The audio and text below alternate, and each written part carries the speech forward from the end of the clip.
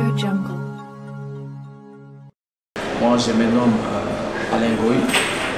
Je suis le représentant de l'église Arche Source de Vie Temple Sion à Poésie. Merci beaucoup. Je suis serviteur de l'Éternel. Nous sommes en train d'organiser au niveau de la communauté, au niveau mondial de la communauté, une action qui va s'occuper de ma consécration en tant qu'évêque au niveau de l'Afrique centrale pour gérer les églises de notre communauté. La consécration est un principe que Dieu a déjà donné, qui se faisait dans la parole de Dieu. C'est une exigence. Dieu ne peut pas appeler quelqu'un qui n'a pas établi. Dieu ne peut pas donner la mission à quelqu'un s'il n'arrive pas à le joindre. Donc la consécration, c'est un acte qu'on confère à quelqu'un, non pas seulement les titres, mais on lui confère aussi les mandats. C'est les mandats. Un évêque, un bishop, c'est un surveillant. C'est une responsabilité, c'est une fonction. C'est pas un titre seulement, mais c'est une responsabilité. C'est une responsabilité. En fait, il y a plusieurs critères. Ce qu'il faut savoir, conformément à la parole de Dieu, c'est Dieu qui met à part les hommes et qui les choisit. Vous avez vu dans la Bible, les actes des apôtres, nous avions vu les apôtres, comment ils ont été appelés. On parle de l'apôtre Paul. On dit que le Saint-Esprit met à part l'apôtre Paul et Barnabas pour la mission auquel ils ont été appelés.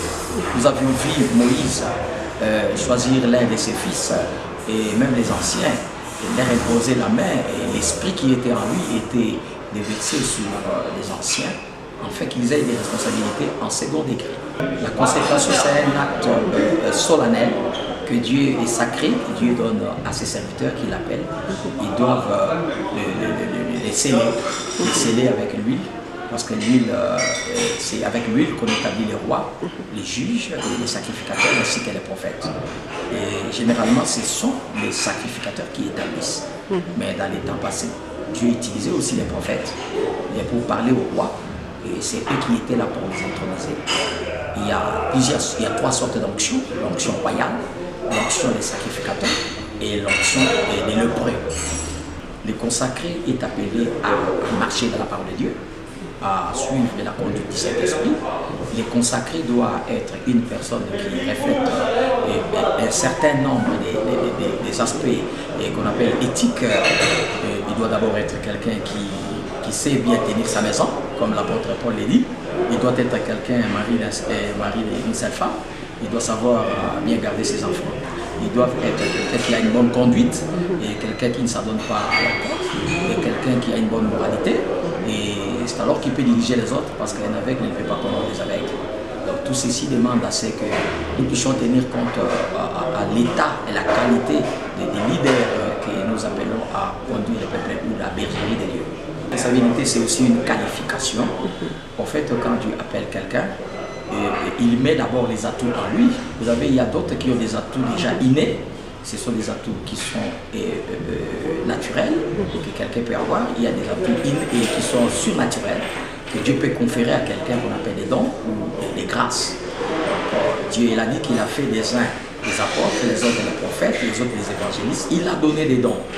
Les dons pas comme dons de l'esprit, mais les dons comme des grâces que Dieu donne à ses serviteurs pour accomplir une mission pour l'intérêt commun. Cette cérémonie, ça va se faire à Lubumbashi, à notre église mère. C'est là notre église centrale, et toutes les communautés seront là. Il y aura une installation des évêques au niveau de l'Afrique australe, et ceux qui vont voir d'autres zones à l'extérieur. Moi, je vais prendre l'Afrique centrale et la RDC. Donc, c'est une grande responsabilité que Dieu nous a donnée pour avancer l'œuvre du royaume. Il n'y a pas des années précises, mais la Bible donne d'abord, lorsqu'il faut installer un ancien, un diacre ou un pasteur, il faut qu'il ait d'abord au minimum 2 ans d'épreuve. Il faut qu'on éprouve pendant 2 ans, même plus. Mais par rapport au niveau, ça dépend de Dieu. Selon les temps ou les besoins que Dieu estime il peut élever quelqu'un à un contrôle ou à une responsabilité au niveau sociétal. Donc moi j'ai une expérience de 31 ans depuis que Dieu m'a appelé pasteur et de ministère. Et cette expérience m'a permis d'encadrer les hommes, de former des enfants. Il y en a qui sont déjà des pasteurs. Et voilà un peu comment nous servons Dieu dans la crainte de Dieu et dans la justice.